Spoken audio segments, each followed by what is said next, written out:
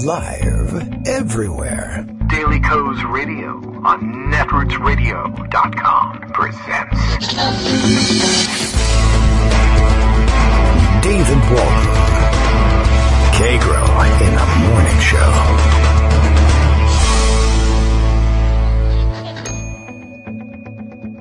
Now, here's David Waldman. Hey, good morning, everybody. How you doing?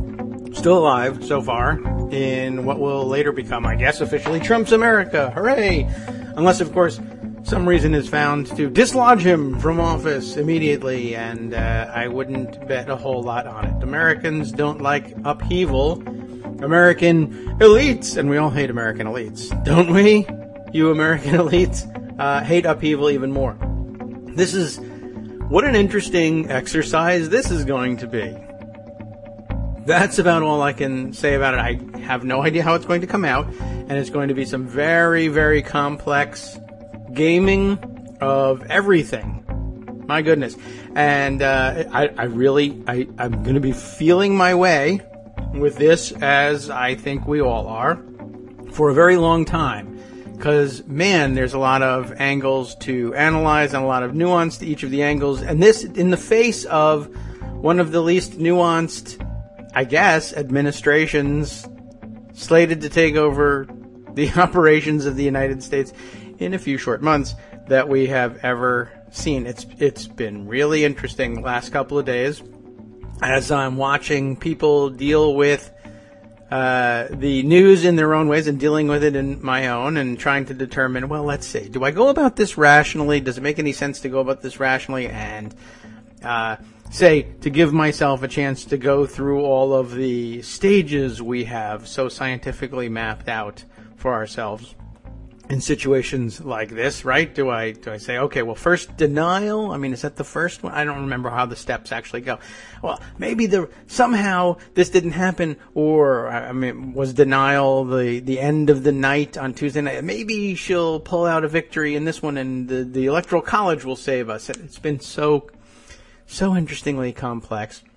And all of this, and of course being reminded that, Donald Trump was furious about the Electoral College system and it was a disaster somehow, and maybe he's right, and she won the popular vote, and shouldn't we upend things and put her in, or abolish the Electoral College? Maybe we should, and people have certainly, to their credit, have been talking about doing that since well before Donald Trump was on the radar.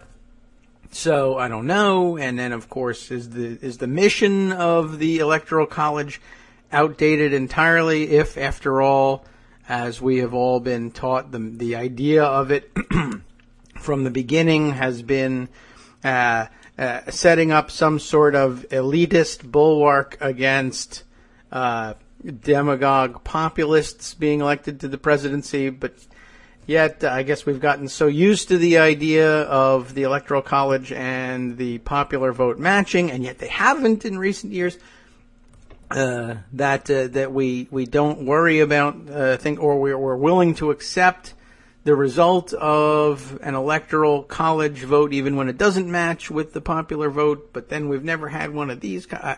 There's so many directions you could go into that even a 2-hour show daily probably won't, unless we really do some work, and maybe we really just need to do some work in organizing thoughts and producing the show. That could be an idea. We could perhaps pursue that, but that's not likely to happen anytime soon, or else we'd have to do some real work in this, as opposed to just having therapy sessions here on the radio.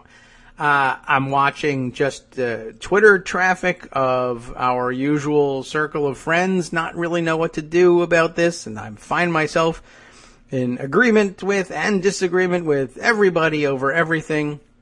It's an amazing time to be alive. I guess we could say that. Just watching today, people, a lot of Bernie Sanders supporters, I guess some who would consider themselves former supporters, some still are.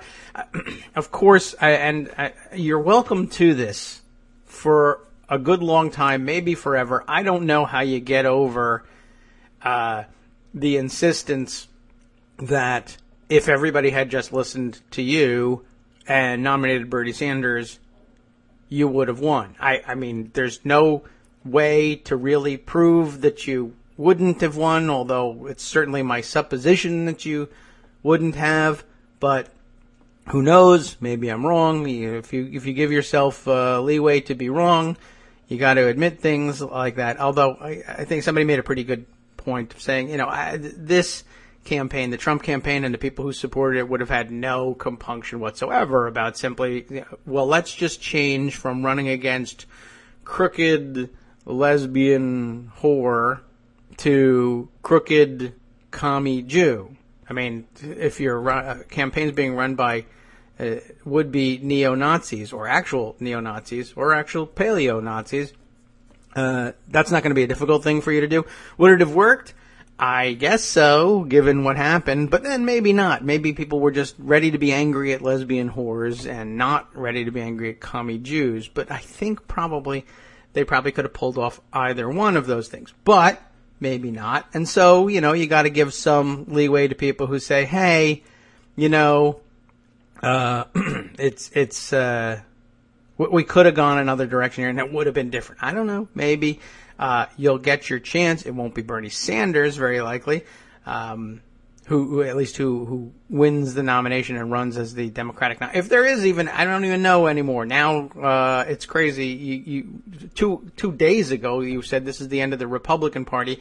Now, it's the end of the Democratic Party, I guess, or at least potentially true. But I guess if you never really believed that the Republican Party was going to dissolve over this, you're not likely to believe that the Democratic Party will dissolve instead. We're very conservative people. That's what they mean when they say that the United States is a center-right or mostly conservative country. At the very least, we don't like just throwing institutions that have been around for a long time out, even if it's a good idea.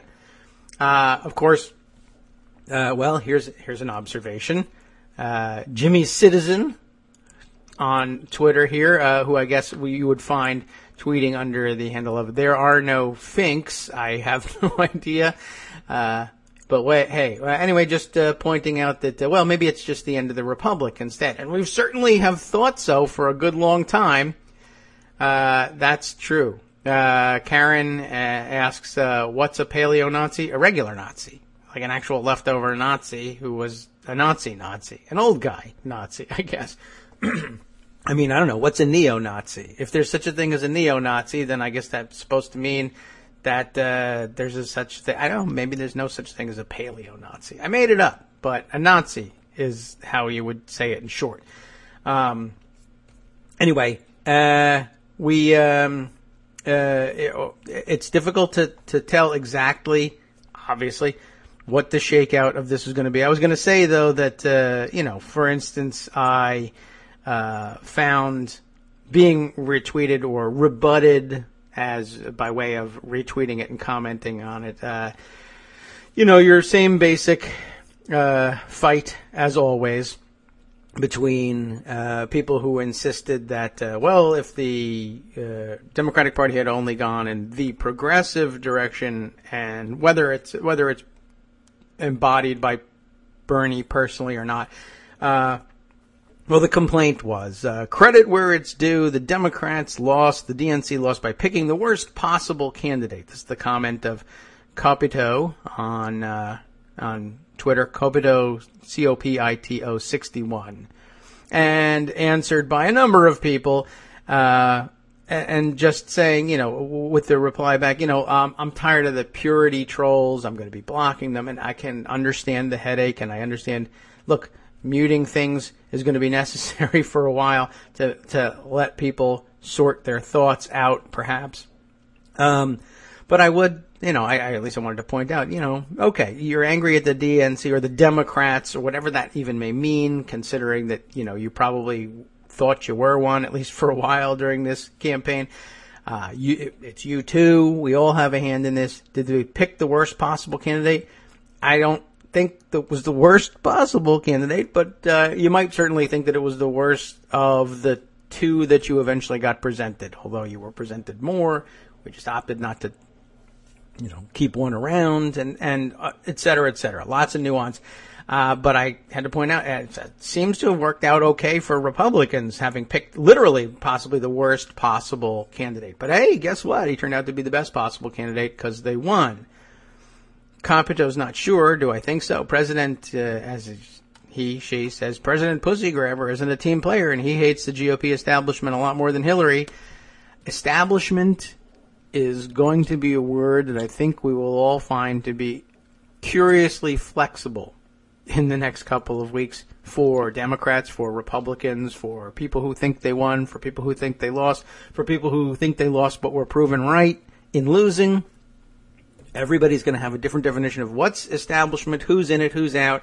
Also, as pointed out on Twitter this morning, and I'm sure for the last couple of weeks, the idea, it's a curious view of, say, draining the swamp and being a change candidate to sweep into Washington, D.C. and say that you're going to take with us Newt Gingrich, Rudy Giuliani, Rick Santorum. I mean, draining the swamp, these are the original swamp beasts. But, hey, it's change, and some people don't know that they were ever in government and drummed out in disgrace, and others do and say those were the good old days. I don't know. There's going to be a lot of sorting out and reshuffling to do. All we can do is observe it, make notes along the way, and let you decide what you are going to do about it, and encourage you to do more of it, I'm sure. Okay, well, Greg Dworkin is ready to join us, which is great because I made an extra cup of coffee and I didn't get a chance to pour it out. So sometime during our roundup, I'll sneak away and go grab that. But let's start with it now. Good morning, Greg. Hey, good morning. I'll give you a chance to do that right now. Okay. Analysis is always better with coffee. I got to empty this cup, so here I go. Go. Okay. Well, Ernie Tedeschi, who has been following the LA Times poll and translating it back into how it matches the other polls, had a nice comment this morning, which I think is worth keeping in mind. He says, beware of postmortems that say, Dems lost because of X thing author doesn't like about Dems. There's always going to be a lot of things that authors and others don't like about Dems, and it's always easy to say, okay, that's the reason. But it's actually kind of a complicated thing. My current working theory is that there are two incredibly related but slightly separate topics here. And one is why Trump won, and the other is why Hillary lost. And they're different. It's also helpful to step back and look at the overall big picture. In 2012, Romney got about 60 million votes and Obama got about 69 million. And in 2016, each of the two candidates running got about 59 million votes.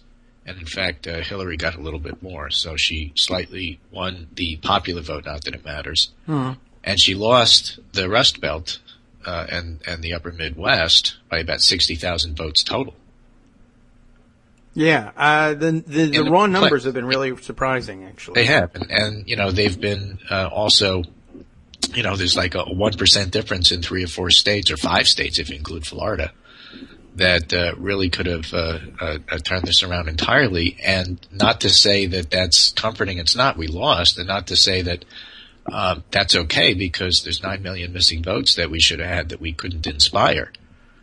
But also to point out the difference between winning and losing is such a narrow thing that when you're talking about defining words, and I would also add words like conservative in addition to draining the swamp, but you might even, talk about winning, losing. Completely different discussion if those 60,000 votes come down on your side. Yes. The rainstorm can change a lot of things. Right. Yeah, it's true. I mean, I have been fascinated by the raw numbers and finding out, for instance, that some of those swing states that really that put the nail in the coffin on Tuesday night, that Trump won those states without having turned out more Republican votes than Romney did when he lost those states. Right. It's our voters that didn't show, not that his voters overwhelmed us. Which, it certainly felt different on Tuesday night. So this is, I guess, a day's distance gives us this information. And I don't know. I mean, it's funny. It's, on the one hand, it gives me a basis for some more sober analysis of it, but the sober analysis of it so far still includes an awful, and I think it's just going to have to, because it might be right, it's going to have to include coming to the conclusion that the vaunted field machine was nowhere to be found. I mean, they were gone. They had it all along. The model was nuts. It failed in Florida because it didn't get more votes than the otother side. Yeah, although we did, a lot of votes. Yeah, there were a lot, and I will say that the early voting, I don't know how good the guesses were, and remember we were still sort of guessing as to who. We only knew what your registration was, but we were hearing such great things about turnout in Latino communities. How do you pronounce, by the way, the new sort of default? There's this Latinx, like Latino, Latina. You don't want to put a gender to it, but how do you say it? I don't know how to find out a way to say that, so I'm still stuck with, maybe I should just say Latina and reverse things and stick with that. But we heard such great things about it, and it materialized, it was real, and it made a difference in Nevada, and I think it made a difference in Florida too, but because it was early and because it was well publicized, I think it may well have also sparked a backlash of white rural voters that didn't want any part of it. I mean, yes. All right, I need to run for that second cup now. Okay. What's the next story that I want to? Well, I'm gonna read you a quick tweet storm by Chris Arnaud. That'll give you a chance to get your coffee. Oh, all right. Well, do I have a link to it so I can catch up? Okay. Yeah. It's not that long. But Chris was talking about why Hillary lost. And, of course, I've been featuring him all along multiple times during this run-up to the election because I think he has a lot of insight, having spent a tremendous amount of time and miles in rural America, particularly West Virginia, and a whole bunch of other places where Trump voters live. And if you recall, the whole discussion there was about their desire, and this goes with the rural versions of what city slickers look like, city folk, that Cracked did that we covered several times in the show, and I also highlighted the other day on the Pundit Roundup and Daily Calls yesterday. And the idea is that if you're looking for respect and you feel like you've been completely disrespected, you will be more than happy to have your revenge at the ballot box. So what Chris writes is election about Hillary losing. From what I saw, Bernie would have beaten Trump and Obama could have been elected to third term. And both of those are debatable, but we'll talk about that. I think Obama wins. I'm not so sure Bernie does. Aww. No disrespect to Bernie, but you have to inspire people of color. You do have to inspire a wider base. And, he didn't do that in the primary. And I think that may well have been also true during the election, and there's certain problems with the Jewish socialist running against what was a overt racial campaign, racialized campaign. But Chris says it isn't just about likability. This is Clinton criticism. Her candidacy represented to many the out-of-touch and corrupt technocrats that have rigged things. The two signature failures of the technocratic class, the financial crisis and the Iraq War, she was completely entangled with. And I'll interrupt here and say there's a couple of things there. First of all, as I was reading this, and of course as I was reading a lot of things after the election, Gray Davis comes to mind as the ultimate technocrat who really could not have a coherent campaign against a populist, which is why Schwarzenegger beat him. Yeah. And doesn't make Schwarzenegger a good candidate or a good governor. No. But if you don't have a narrative, I think there's no question that their narrative turned out to be more powerful than our narrative. Yeah, a lot of bad memories certainly came to mind. Gray Davis did. Martha Coakley. Yeah. The two signature failures of the technocratic class, financial crisis and Iraq War. Well, I think the Iraq War less so, because I think that there was a coherent explanation for that. But as far as the financial crisis, we've said many, many times on the show. My underlying feeling about that is very simple. More banksters should have gone to jail. Yeah. And we talked about that many times after we saw The Big Short. And you know what? A lot of Americans saw The Big Short, and a lot of Americans lived The Big Short. Yep. So I think that was the predicate for a lot of what happens. It may not have been the reason, because there isn't one reason. But that was a very fertile field to plow for those who were interested in doing so. Yeah. So then he says, to make matters worse, the Clintons were seen as having profited despite and from these failures. And whether they did or whether they didn't, there's no question that they were seen to. Okay. You know, part of the reason, and this is where I think only in retrospect, although many Clinton people were saying this at the time, I kind of resisted the notion, but in retrospect, the primary on the Democratic side was phenomenally damaging. And it was phenomenally damaging because of the kinds of charges that were made about each of the candidates. Because the ones that were made against Clinton stuck. Now, you could argue it stuck because they were real. Maybe they were, maybe they weren't. But it's fair to say, at the least, it was not helpful going forward to being seen as somebody who was in a perfect position to profit like that. And, of course, Bill didn't help, even though Hillary was the candidate. Yes. So Chris says, that may not have been your view, but that broad cartoonish narrative of smug front-row kids that rig a system for themselves has resonance. It was a narrative that was unfairly hyped by right-wing media to an ugly and abusive level, and we'll get about that in just a moment. I have some interesting stuff there. But it worked because at some level it fit. And that Clinton supporters resorted at times to calling Trump voters idiots and dumb. That played right into the caricature of the front row skull. That's the whole tweet storm. But again, you know, if you look at the crack stuff and if you look at it as revenge of rural voters voting against city technocrats, that's different. Not independent of and not only voting against people of color. You know, there's the Trump supporter, and as many have pointed out on Twitter, the upper Midwest Trump supporters aren't, you know, necessarily, they're Reagan Democrats, but they're not necessarily overtly anti-Semitic, for example. But there's something else there. And, you know, this whole idea of the narrative being told what to do by people who are going to profit while you get screwed, you know, was always a big deal. And yes, it was part of Michael Moore's narrative, if not Bernie's. Yeah. But that was the predicate that let the rest of the election play out. And you have to have a counter narrative, and if you don't have one, then you get beat. Yeah. Okay. I'm just going to let that roll off. Right, I got another angle on it. Distract everybody if I begin now. Although, okay, let me put another note aside. Go ahead.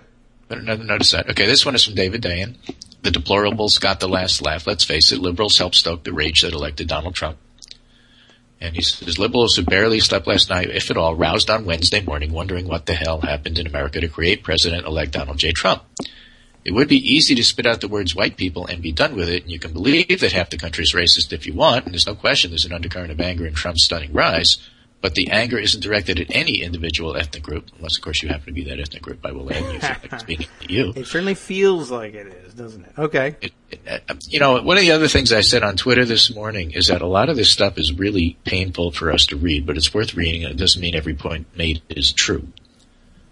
You know, and so that obviously gives Armando an opening to come on and tell me that I'm wrong while I'm talking about what somebody else said. Yeah, but, you know what? I think he's unplugged. We'll see. Although he'll make notes and then he'll come back and he'll do it later. Yeah, you know how I know he's unplugged is he tweets, "That's it. That's it. He's so wrong. I'm unplugged," and he told me it 15 times. So okay, by right. email. And anger isn't directed at any individual ethnic group. It's more inco-hate. It's rage at institutions that people believe have failed them forever. It's rage at an economy that doesn't work for ordinary folks. It's rage at cultural milieu that perceives too many non-coastal Americans as buffoons. It's rage at the aftermath of a financial crisis and Great Recession. Everybody always gets back to that predicate that we're talking about. The banksters need to go to jail. In which the gap between winners and losers just grew larger, and the two-tiered system of justice paraded on full display. It's rage at an elite class that people feel is lined up against them. Now, the rage has no doubt been whipped up by Trump and his campaign, among others, and it may not always be based in reality, but it's real. Yeah. So this wasn't a fear election. This was a rage election. Okay. That's not a change election either. No, it's not. Fear, so rage, the kind of change you get when you're angry is going to be strange. So he says Democrats comforted themselves with the emergence of a new majority of women, Latinos, African Americans, Asian Americans, gays, lesbians, immigrants, and Muslims. It was an inspiring reflection of the ideal of the melting pot, and it looks to have been a bit too soon, if not a mirage. Well, again, I have to point out, popular vote plus missing in the upper Midwest by only a very small fraction of votes. Regardless, placing such a big bet on so fragile a coalition looks to have been unwise. It left behind people who voted twice for Obama in the process. And so, again, I think he mentions earlier, if somebody did, that whole basket of deplorables, saying it was 50% was the bad part. Not that there were deplorables. It was a inarticulate trying to discuss the fact that you got a bunch of white supremacists who were running the campaign. And it was a true fact, but a poorly stated fact, because Trump did a fantastic job of making everybody else think that that was talking about them when it wasn't. Yeah. So people who did vote for Obama but were unwilling to vote for Clinton, is a thing. And I think that's why she got 9 million less votes than Obama did. And those 9 million less votes are why she lost. Yeah. Because even 1 million would have made a difference. So he says, I don't have wise thoughts about what we're going to do about this.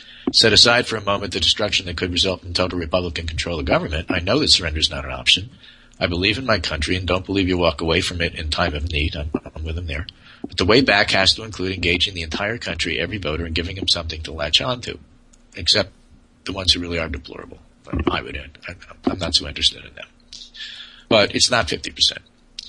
And to think of it that way is wrong. Sure, you're going to get the finger sometimes. It's going to seem hopeless sometimes. The financial elites of back Democrats will be made uncomfortable by it sometimes, but I don't see any other way. Barack Obama's 2008 campaign had a slogan, respect and power include. It's time to live up to it in all 50 states, in every city, in every country, in every county. And that doesn't mean, he finishes, I add, that one has to embrace racism. Again, that's that whole discussion that James Surowiecki and Chris Arnott have had that we've gone over on the show many, many times. You have to at least get some of those voters, the ones who are willing to work with an emerging rising electorate, who at the moment still are not a majority. And there are people that will do that, but not if you completely close them out. And sure, Hillary Clinton may have been a flawed candidate in terms of trying to get that done, but there were still mistakes made that if they had not been made, she would have won this election. Yeah. Yes, that's true. And as a matter of fact, just flying by was, pardon me, a Nate Silver tweet who points out Clinton came within 2 points of pulling off a 307 electoral vote victory, in which case the polls would have been right in 49 out of 50 states, is his analysis. Again, it wasn't the rainstorm, because we didn't hear about that one, but it was something else. But whatever it was, that doesn't mean that you step back and say, okay, we really didn't do anything wrong. It was one of those things. No, I mean, you have to deliver. That's not the narrative. But, let's just put it in perspective. And again, that gets to the whole thing about how do you define winning and losing. 60,000 votes one way or the other, and your whole definition of winning and losing completely and totally changes. Yes, and the narrative is the rising diversity and the success of the coalition and what a genius. All that's still true. Yeah. Well, so I think Michael Musson set us off on the right path yesterday with that one particular piece that he insisted. He didn't insist that we read it first. He insisted that I read it, rightfully, and I said, yeah, this needs to be read first. This came out as a coin toss. Again, either of these narratives could have worked. It's just that nobody really prepared for this one, right? Because we didn't really think it was going to happen, and that's got a number of parents. Right.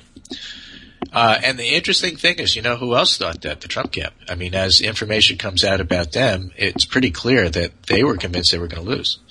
Yeah. It wasn't just us. Right. Oh, yes. Grabbed one of those today, except it has auto-playing video in it. But so maybe you have a better story to go to. So all the data was wrong. Except for the one that was right. What's that? Except for the data that was right. Yeah. But yeah, okay, I got you. The modeling was wrong. But even that was wrong. Yeah.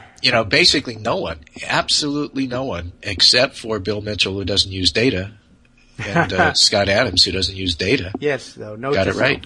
Yeah, right. So I have made a note to myself that Halloween masks are okay. So we got to work hard on aggressively marketing our Halloween masks in 4 years' time. Right. We can do this for Congress and midterm elections. We just need some 300 or 400 different very popular Halloween masks. Right. So I'm just going to add this one thing here, which is kind of interesting. And again, I don't necessarily buy the whole thing, but it's a fascinating thing that I hadn't even thought of, which is why I'm bringing it up. It's called One Theory as to Why Election Polls Were So Skewed. After Donald Trump's unpredicted win, the left has been soul-searching for information and answers as to how Hillary Clinton lost so many votes that were seemingly going her way. One writer, Sianda Mohosiwa, Wow, we're going to have to get better at this. Mohutsiwa, apologies in advance, explained a theory in a tweet storm. Okay. Okay? And it goes like this. A look at demographic breakdowns from the exit polls. Again, exit polls aren't perfect, but updated as results become available. So Clinton won women 54 to 42 and lost men 41 to 53. She lost whites 37 to 58 and won everybody else.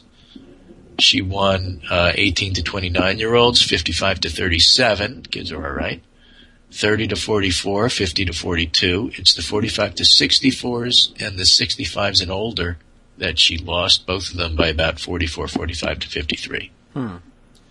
So it was older voters who basically had something of a backlash about the direction the country was going and who had the hardest time accepting that Clinton should be president. And those are the voters that remember 30 years' worth of stuff being thrown at her by media, by the way. That is true. They also are the ones who will have the least likelihood of sticking around to live with the results. But okay, they still get to vote. Right. So it looks like Trump won white working class, white college educated, young whites, and old whites on Election Day. Yeah. And she points out, if people followed the alt-right groups on Reddit, they would know that young white Americans were told to hide their support of Trump. Many young men are told to keep their anti-people of color sexist views from their libtard families and friends. Yes. Hence, this surprise from mainstream. Just because folks weren't yelling their support of Trump off the rooftops didn't mean they didn't have it. Though there were. They were told to hide it. So when we talk about online radicalization, we always talk about Muslims, but the radicalization of white men online is at astronomical levels. Hey, that's a good point. But we don't monitor that because it's full of patriots. Yeah, many of those radical white men were raised by single feminist mothers. Internet groups radicalized their sexual frustration into bigotry. These online groups found young white men at their most vulnerable and convinced them liberals were colluding to destroy white Western manhood. Darn it, Gamergate. I've seen this happen with a Facebook friend who lives in a tiny 100% white town in Finland. Finland? He started pointing about flawed multiculturalism. Oh. How could a guy who goes months without seeing people of color be so adamant about failings of multiculturalism? Online radicalization. I've wanted to write about this for years, even pitched it to Salon. Well, he's supposed to pitch it to Slate. But everybody who writes about alt-right groups is viciously attacked, and young men came onto these online groups for tips on picking up girls and came out believing it was up to them to save Western civilization. Yes, that's right. It's interesting. I've been following these online alt-right groups for 3 years and watched them evolve from PUA, that's pickup artists, forums, to hate-fueled organizations. And not all these young men are stupid. Men who boasted STEM degrees from elite institutions were taught how to intellectualize hatred. By the end, many were using every ounce of college-level logic to argue that liberals aim for the destruction of Western civilization. These college-educated young men were then ripe enough to be sold the idea that Trump represented a return to men being men. Real men. Yes. So, what I've surmised so far, she says, is a genuine belief in a return to an ideal America before feminists and minorities destroyed the dream. And as with Brexit, a call to return to a version of the country they've never experienced and never existed. A fantasy world. That's why I never got one strategy of Clinton's campaign highlighting Trump's sexism. Trump supporters love him because he's sexist. Yes, well, the strategy was that there would be more people who more women vote than men. Yes. That's basically the strategy. It turned out that white women didn't necessarily get sold on that. And that's another vast topic to explore. There were even entire posts training young men to parrot libtard ideology to say the right thing to keep safe in hostile PC spaces. They're told that feminism is why they can't get girlfriends, and feminization of schools is why they didn't do well in high school. And they truly believe that it is feminists, globalists, anti-racism activists, and liberals who are the true fascists in this world. You're the real fascist. You've heard that before. Yes, liberal fascinating fascist. view that we haven't covered before, and I think is worth putting out there. Yes. By the way, the guy who wrote that book, a never Trumper. Weird. Okay. So, somebody points out here, I think it's odd only white people are making the argument that Hillary should have done more to court whites. It's when you lose, at least if you're a Democrat, if you're a liberal, if you're a progressive, you lose, you try to figure out why. So again, there's going to be a lot of stuff that's going to be said and thought that may in the end turn out to be not necessarily accurate in and of itself, right? Clinton didn't lose just because Obama didn't lock up more banksters. I just think that that's a predicate that, helped set up a lot of this stuff. Yeah. And there's no question that we want, and Armando's made this point many, many times, we want people of color. We want the diversity in the Democratic Party. And if it means jettisoning them to go after working white voters or any white voters, that's a huge mistake, and I don't think we're going to make that mistake. The thing to figure out is how you keep that rising electorate and attract those white voters that you can. But you at least have to be aware of all this other stuff. Yeah. All right. So, another part of this that I've seen, which I thought was kind of interesting, Jonathan Landy points out that downplaying the racist views of Trump supporters is an evasion of the facts, because some of them absolutely were. But at the same time, Max Roser, who is a data visualization guy, has a piece here at Neiman Lab, which fits into what we were just talking about here, again, which I think is fascinating. The forces that drove this election's media failure are likely to get worse. The author is Joshua Benton. Segregated social universes, an industry moving from red states to the coast, and mass media's revenue decline. The disconnect between two realities shows no sign of abating. Yes. Okay. The troubling morning after realization is the structures of today's media ecosystem encourage separation and do so a little bit more each day. He says the decline of the mass media's business models, the continued rise of personalized social feeds, and the content that spreads within them, and the hollowing out of reporting jobs away from the coast. These are like the expansion of the universe, pushing us further apart in all directions. And there's plenty of blame to go around, but the list of actors has to start with Facebook. There's one we don't generally blame. Yeah, but I've seen it blamed in the last couple of days. And here's why. Yeah. For all its wonders, it's also become a single point of failure for civic information. Our democracy has a lot of problems, but there are a few things that could impact it for the better more than Facebook starting to really care about the truthfulness in the news its users share and take in. Yeah, as BuzzFeed's Craig Silverman has documented repeatedly, and as anybody who has spent much time in their relatives' profile pages can see, Facebook has become a sewer of misinformation. Some of it's driven by ideology, but a lot is driven purely by the economic incentive structure Facebook has created. The fake stuff, when it connects with a Facebook user's preconceived notions or sense of identity, spreads like wildfire. It's a lot cheaper to make than real news. One example. The author says, from a small town in South Louisiana. So this stuff I'm reading here is not all done by, elitist left and right coasters. The day before the election, I looked at the Facebook page of the current mayor. Among the items he posted there in the final 48 hours of the campaign, Hillary Clinton calling for civil war if Trump is elected, Pope Francis shocks world, endorses Trump, Barack Obama admits he was born in Kenya, FBI agent who was suspected of leaking Hillary's corruption is dead. Yes. Murder-suicide. Yeah. Right? These are not legit anti-Hillary stories. No. There are plenty of those, to be sure, both on his page and in the election cycle. They're imaginary, made-up frauds. And yet, Facebook has built a platform for the active dispersal of these lies, in part because the lies travel really, really well. Right? Yeah. The Pope's endorsement piece has 868,000 Facebook shares, and Snopes' piece noting the story is fake has 33,000. Yes. Well, although there is the same story that we've been dealing with. I mean, I think times 10, but the story, the old story of the accusation gets A1 and the correction is C20. Right. I used to be something, he says, of a skeptic when it comes to claims of filter bubbles. The sort of epistemic closure that comes from only seeing material you agree with on social platforms. People tend to click links that align with their existing opinions, sure, but isn't that just an online analog to the fact that our friends and family tend to share our opinions in the real world? I ate up studies from Facebook and others that argue the site actually encourages certain kind of information diversity because your Facebook friends are likely drawn from a wider group of people than the people you discuss news with in real life. But I've come to think that the rise of fake news and of the cheap-to-run, ideologically driven aggregator sites that are only a few steps up in fake news has weaponized these filter bubbles. There's just too many people voting in the election because they were infuriated by made-up things they read online. Yes.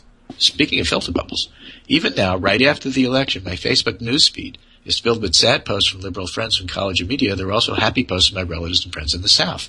But I have to hunt those out because Facebook's algorithm isn't putting them in my feed. Then he talks about what some of the things Facebook can do to fix the problem. But I think identifying and articulating the problem, again, is another feature we haven't talked about on the show. And I think, in our look at media altogether, and I have plenty of criticism for media, that's there. Now, look, there's no question that I didn't see Trump winning. I thought Clinton was going to win. It turns out that I do my best to try to get out of that bubble. I look at conservative stuff all the time. I have plenty of conservative friends online. Most of them tend to be never-Trumpers, but nonetheless, they themselves are linked to others. And I have to tell you, everybody thought that Trump was going to lose. And it turns out Trump's campaign himself thought that Trump was going to lose. Yes. My favorite measure that I've talked about all election cycle, which is who do you think is going to win? And that's, right. Outside of the filter, all thought Trump was going to lose. And the fact that he didn't is a data failure. And so, it isn't just the data was wrong except for the parts that was right. There's practically no data that says that the data was right. The closest you can get is Nate Silver's discussion about uncertainty and the fact that we can't be sure that the data is right. That's not quite the same thing. No. He's correct about that. But, the data was wrong. And so it led everybody in the wrong direction. But it's not because we were necessarily completely outside or in our own filter bubble and unwilling to go outside that filter bubble. It's that everybody thought that. And you know what? They were almost right by 60,000 votes. Yeah. What a system we've built for ourselves here. The Facebook problem is relatively new, I think, to our show. We made an oblique, late mention of it in reading the story about the Macedonian entrepreneurs. I don't know if you caught that one from the other day. Late in the show, probably. Oh, maybe we read it in the Monday one. Yeah, I didn't catch it on the show. I'm glad you covered it. I did see it fly by online. Yeah, but just making the point or reinforcing the point that a lot of it was driven by not by political interest necessarily. I mean, there absolutely were people who were mostly generating those stories who were ideologically driven. But a lot of the trafficking in the story ended up being driven by people who had no political interest in it whatsoever, aren't even from this country, just they're online entrepreneurs who set up websites that are made to look like they are about U.S. politics and based in the U.S. And the model is, I want to aggregate stories that are sensationalist, that people who blindly love Trump will share with one another on Facebook so that we get clicks that we make money. And that's all it is. And they basically, it was a great story in that they just said, there's like 16, 17, 18-year-olds in Macedonia who say, I don't know why people in America love clicking on pro-Trump stories, but they do, so I'm doing that for now. If he loses, I'll have to find a new model. I think sports will be it. Because I've concluded that that's the next most clicked on thing in America, and I assume that the old they'll find something. So football, porn, whatever it is. But now, of course, they'll have that times 10 in the Trump presidency to have people click on. But yeah, just people who just say, "Look, that's what makes money move into my bank account. I don't even live there. I don't care."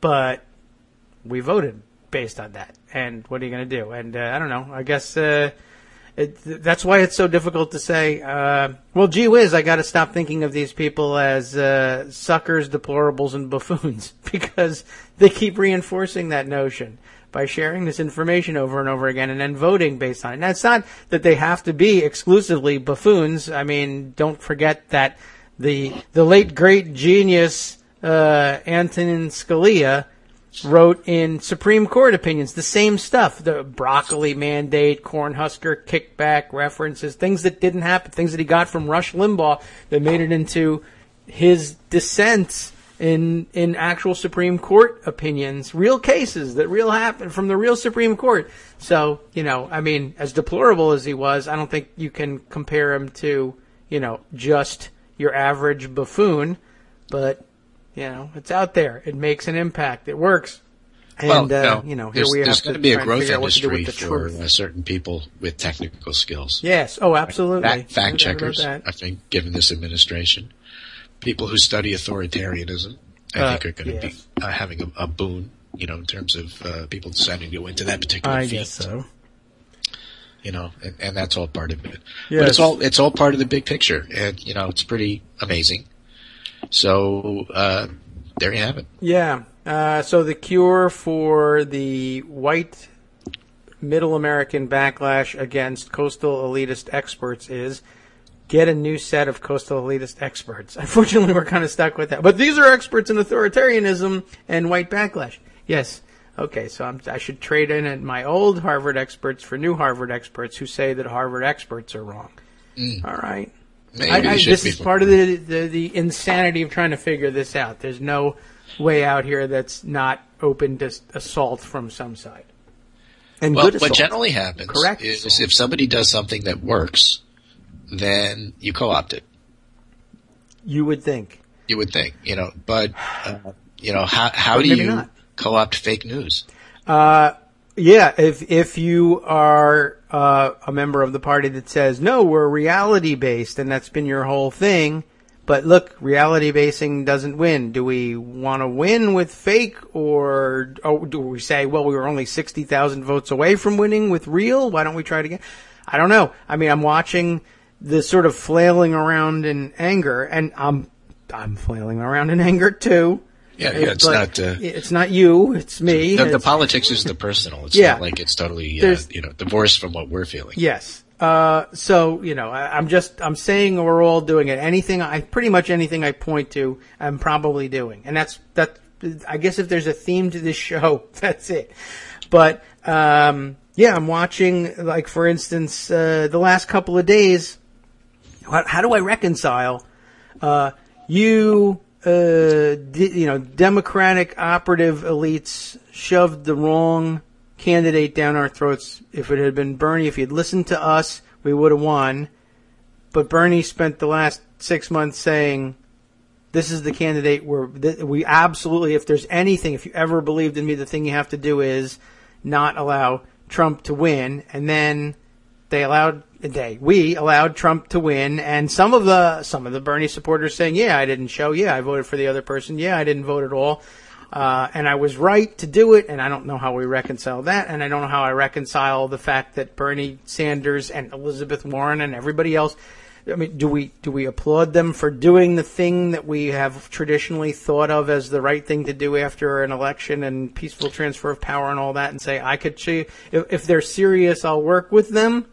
I don't know. Yeah. Well, the good news, at least in that regard, regard to Jill Stein and Gary Johnson, is that's not the reason that Trump won. that's so at least we don't have to go through the whole 2008 thing all over again. Yes. That's really not why. That's it would be. It's not remotely why. They didn't really get a whole lot of votes, and that's not the issue. And there are so at least no there's doubt that. People who say the same thing. So if you voted for Jill Stein, fine, whatever. I've always been. I'm more concerned about the people who didn't vote. That. Yes, that's definitely true, and that's ultimately all there is to it. The numbers are astounding, and just as always, half the eligible population didn't vote, and I would love to know what we could really do to change that, because, man, there's a lot of people who I can't think of anything to convince them why they're not right in just saying it. Really, for me, really doesn't matter because there's just not a lot of help. Well, we're going to test that theory now. Yeah, I guess so. I mean, for everybody, that's one of the other takeaways of the election. Yeah. Whether you voted for Clinton or you voted for somebody else, or you didn't vote at all. Mm-hmm. For all of you who said, "What's the difference?" You're going to find out. Yeah, including, by the way, the decider himself, George W. Bush. I will note for the record, he thought it was worth telling the newspapers that he and Laura Bush left their presidential ballot blank. They couldn't bring themselves to vote for, I mean, it wouldn't have made much difference, I guess, in Texas, but still, whatever. I just thought that was interesting, and he thought it was like a principled thing and that people would be somehow proud of his saying so. I don't really know why anybody would be. But, yeah, I just thought that was interesting in light of his having informed us, so many years ago that he was the decider. I'm the decider. He's resolute. He left it blank. The decider. Couldn't decide. It wouldn't have made any difference because he's not the decider anymore. But that was like the trait that he thought he was bringing to the presidency. The one thing he had. Well, he decided not to vote for anybody for president. Yeah, well, that's true. I mean, now you got me like with Rush and Geddy Lee lyrics. You know, because it means what you want it to mean. It always wins. Rush always wins. So the bottom line is our job was to get more people to vote for our candidate than the other. And we didn't do that well enough. And our job was to get more people to vote, and we didn't do that well enough. Mm-hmm. And that's why we are where we are. You know, when Bernie people say to me, well, if you'd only have Bernie, I say the same thing to them. Your job was to get more people to vote for Bernie in the primary. And that didn't happen, and that's why Bernie wasn't the nominee. No, and then we run into the wall of, well, it was rigged against. I know, but the other guy thinks it was rigged too, and he won. If you're talking about all the other stuff, that's where you get into a really damaging, divisive primary that wound up making people much more unwilling, even if you were just a neutral observer watching it, to come out and vote. So that was not helpful then, and it's not helpful now. No. I mean, that's what the debate will be like. Some of you will have more patience for it than others, but it is interesting, and I mean that will largely. That's the answer I get most often. Well, we tried, but you rigged it against us, and I say, that does sound familiar. I remember you saying, but you're leaving something out. But also, it's your fault personally, and I I did it. You for it. Right. Well, that's what happens when you lose. Yeah. It's part of the territory. Right, I know. And I mean, and it's difficult to parse out who says what, and every individual has a slightly different approach to it, and there will be Bernie supporters who believe point A and point C, but not point B, and I will say, I never blamed you personally for it. Okay, that's true. I need to set that aside, and then, of course, then they'll personally blame me for it. Because I'm getting the ones that say, I absolutely am blaming you personally. Yes. Well, we get them. We get all. Well, we get those too. That's okay. You're mildly embarrassed, and you're certainly entitled to your opinion. Just as you're entitled to your vote. And that's why, it's fine if you voted for Stein or if you voted for Johnson. It's your choice. I get that. But we didn't do a good enough job in convincing you that it would have been better for the world, if not the country, to not elect Donald Trump president. And that narrative that we gave just wasn't good enough. Yeah. Hi. Well, okay, so there's a lot to sort out. How's that? So that's my summary for today. Okay. Technical housekeeping note won't be on the show tomorrow. Oh, dear. Okay. But I will be back on Monday. Okay. And we'll do it again. All right, if you insist. And if you insist. Oh, okay. Well, then I insist. All right. Perfect. Well, it's up to you. Okay. It's your show. I just work here. I know. And my job is to come on so you can get some coffee. Yeah, that's true. And now I realize it's a valuable, thing I do, even if nothing else comes out of it. Absolutely. No doubt about that. Okay. Well, thanks. Read widely, consider other opinions. Just because somebody says something doesn't mean it's correct. Yes. But it doesn't mean that it should be dismissed outright because it doesn't happen to agree with you. And I'll talk to you on Monday. Yes. Okay. Well, thanks very much, Greg. We got a lot to consider. Have a good weekend. Yeah. All right. Take care. Digest more. Okay. So let's see. Oh, look, I'm even being asked to rate the call. I think that one was excellent. My goodness. It's just been fantastic. There's a fire hose of angles to be considered here, and I don't know if there's any coherent way to tackle them all methodically. But my thoughts over the last 48 hours have been, they've been very flexible, and I have to keep saying, hey, that's true, and looked at the correct way, or looked at differently, or turn that one upside down and inside out. That's got a mirror image point too. And I guess maybe mirror image is the way to talk about things in terms of being through the looking glass, so to speak. I mean, I don't know. We're in a situation. If we're legitimately in a situation where up is down and black is white, then I can't direct you. But it is very interesting to turn things around and look at them at different angles and from different perspectives, and see if there isn't something worth mining from that. I began the morning talking about just the discussion about I guess original Bernie Sanders supporters from the primary, which is a different thing, by the way, from being an original Bernie Sanders supporter, whatever that might even mean. I mean, that was a huge point of contention during the primaries, of course. Well, you just hate Bernie Sanders. Well, I don't know. I worked pretty hard to get him elected to the Senate. Well, then, if you believe in his message, why didn't you support him for president? Well, I wanted him elected to the Senate. That's where I thought he belonged. They didn't really think of him as necessarily as material for a presidential candidate. I mean, the race made some sense to me. There were certainly ideas that I knew he would champion that I really thought should be injected into the race, but that I didn't feel like he was a complete enough candidate at the beginning. Anyway, I don't even know whether I feel like he reached it at the end. In the same, I guess, for the same reason that I thought about people like Jill Stein, Jill Stein I just thought was a bad candidate, period. But when I'm asked to consider, why don't you think about the Greens as a legit party? And I say, some of it is a failure on my own part to read extensively on what their ideas are outside of the environmental arena, perhaps. And sometimes they have developed ideas and platform thoughts outside of the strictly environmental, and sometimes they do not. And Bernie Sanders kind of always struck me the same way, even in the Senate. He had to take positions on things, and he developed positions for himself as a result that were outside of his usual wheelhouse. And it's not that he hasn't considered them, and it's not that he hasn't weighed them or come up with strategies or worldviews in general that serve as a more rounded, more complete platform.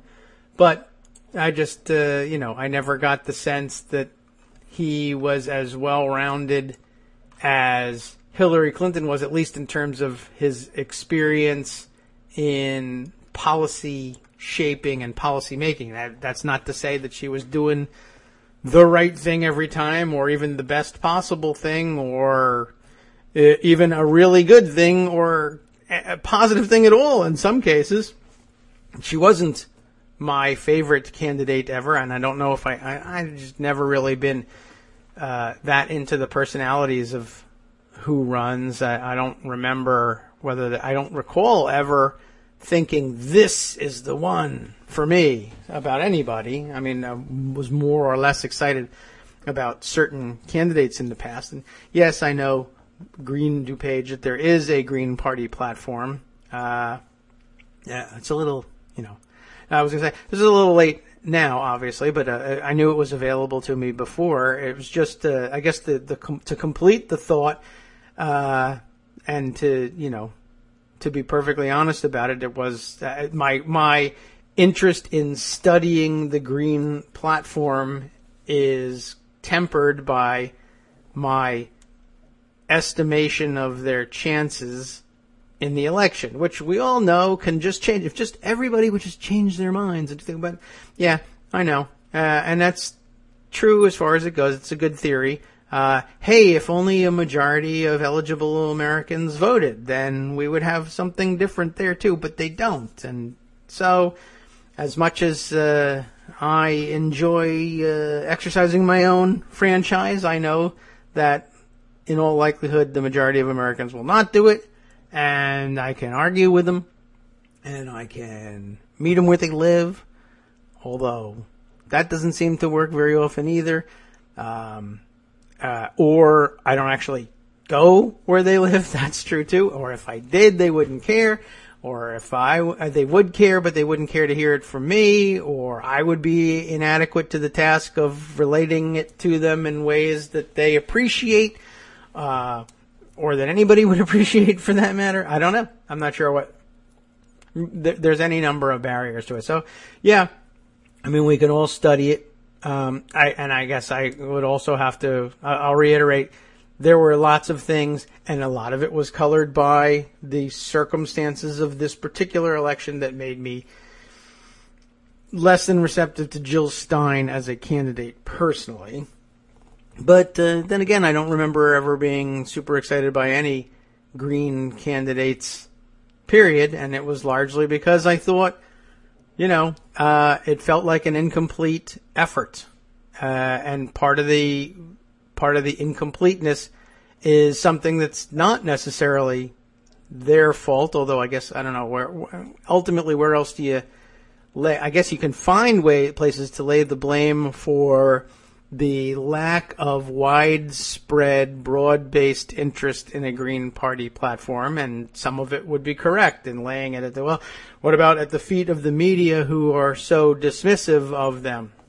Okay, sure, why not? But more, again, sort of a chicken and egg problem, as everything has the chicken and egg problem. Why don't the media take them more seriously? And does the media not usually offer the explanation that it's not in line with the interests of our audience? And after all, at bottom, we are, certainly though we feel like we have some sort of civic responsibility that goes beyond the commercial, we are a commercial enterprise, our audience doesn't want it.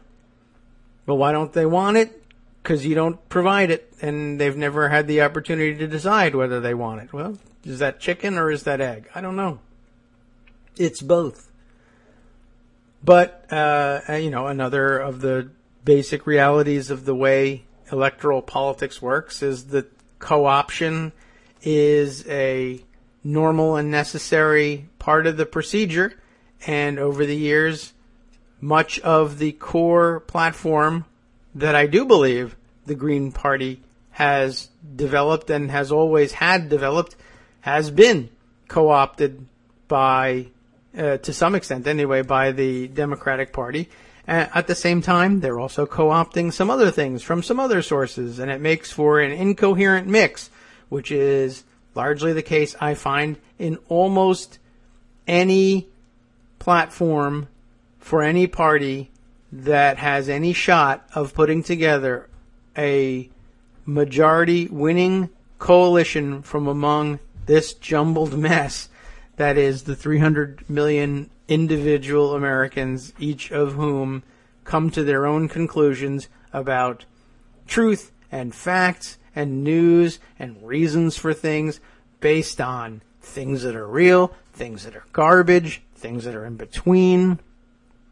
Too many factors to sort out. Do you just throw up your hands and say, to hell with it? No. The answer is you do the best you can with what you've got and the channels you have, and some people choose to try to stick to I think I'll make my basic model sticking to the truth.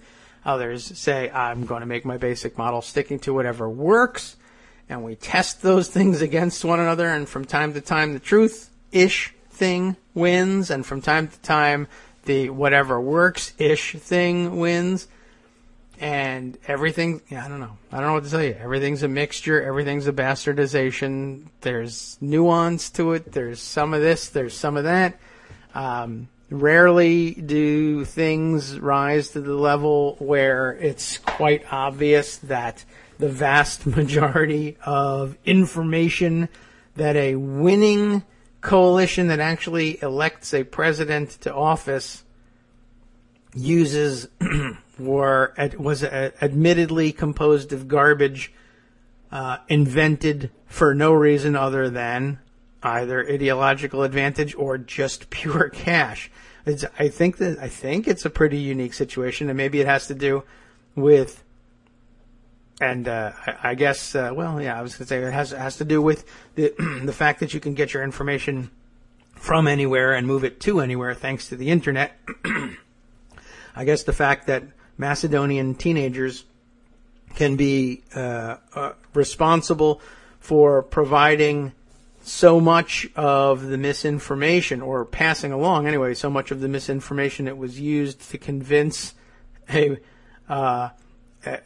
electoral vote majority, if not the majority of citizens, but certainly a significant chunk, 46%, no matter how you slice it, of the population, that things that are untrue are in fact true, and good reasons for electing this government, which don't really exist, do exist and are true, and that the reasons for rejecting the other government possibility are true and are based in fact, even though they are not.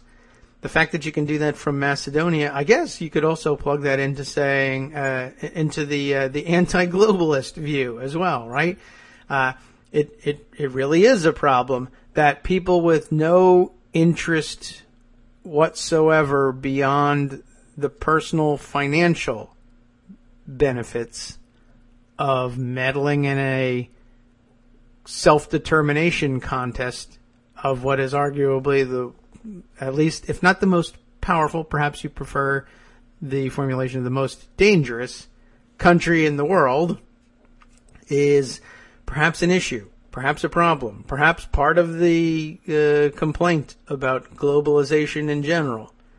I don't know. On the other hand, I am assured by many of the same people that if we just let information be free, like WikiLeaks wants it to be, then we'll all get to the bottom of this stuff and get to the truth and elect the right guy in the end after all. Except that, weirdly, they align themselves with the guy who ran on the basis of, let's have everybody read misinformation. I don't know.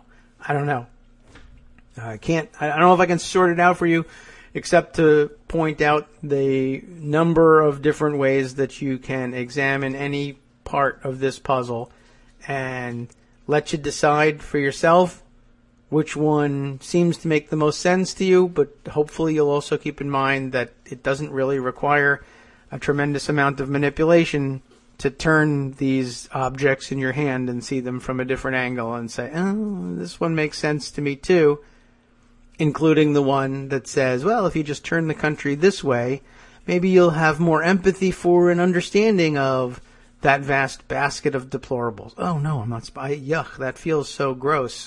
Why did I do that? And yet, I'm annoyed to see it happening and pleased to, at least privately, quietly in my own contemplation space, join in the critical view of our traditional mass media for, one, normalizing Trump all the way through, and then two, doing yet more, to normalize Trump now in the aftermath. Except, if it were just them, I guess I'd feel more justified in pointing at them, but it's not. They're simply now bringing me stories of my own political leaders with whom I do still align, telling me that, the election's over and, we Democrats are about reality basing and consistency. And of course, if we were critical of Trump all along for refusing to say that he would accept the results of the election, it would be unseemly for us as Democrats to now say that we won't accept the results of the election. After all, wouldn't that be hypocritical? It would be. Why does it not feel so hypocritical then for so many people, including, at least in part, including me? But isn't this different? I mean, if we had won, it would have been legitimate. But if he wins, it has to be illegitimate. Well, that makes it sound awfully stupid.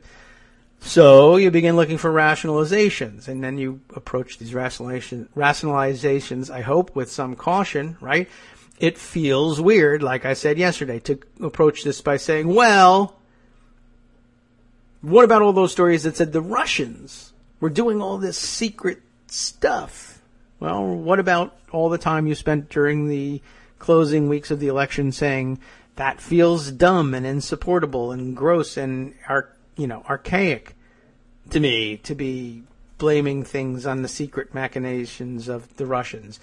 On the other hand, and most of these things have 50 billion hands, what about all the time that I spent insisting that Trump's most consistent character trait was his almost comical, no, not even almost, just comical projection that anything bad that he said Hillary Clinton was up to was almost certainly something that he himself was in fact already up to. And it seemed to hold true across so many different issue areas, or in so many areas of the campaign, whether official platform, to the extent that he had an official platform, or just individual scandals. And that seemed to be, I thought we all agreed that was his basic MO. Okay. And then at the same time, trying to be the rational, reality-based, non-idiotic person in all of this. We say to, I say to myself, well, I can't indulge in the kind of conspiracy theory nonsense that the election was stolen that I used to think was so crazy. But what about this? I have nothing. I got nothing except supposition or old, archaic, perhaps outdated suspicion of Russians, which is nowhere, not the kind of thing that you want to admit to. And yet, like I said, we've been saying that. I mean, why do I abandon the belief that he's such a projector if, when it comes to, I guess, the question of, what was the major theme? The one major thing that he kept repeating and repeating and repeating that I refuse to allow myself for some reason to believe was, again, the 999th example of his projection is, it's rigged, it's rigged, it's rigged. She's going to rig it, she's going to rig it, she's going to rig it. That one, I always, for some reason, left out of it's projection. Because if it is projection, then what does that mean? That means, oh my God, like with everything else, he was giving us a roadmap to what he was doing. But that would mean that he's rigging it. But I also was taught to believe that rigging it was impossible. It's something that can't be done.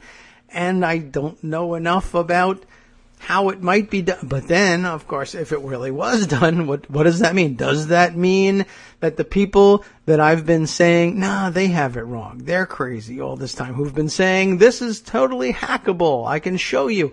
Well, they've never been able to convince me, though.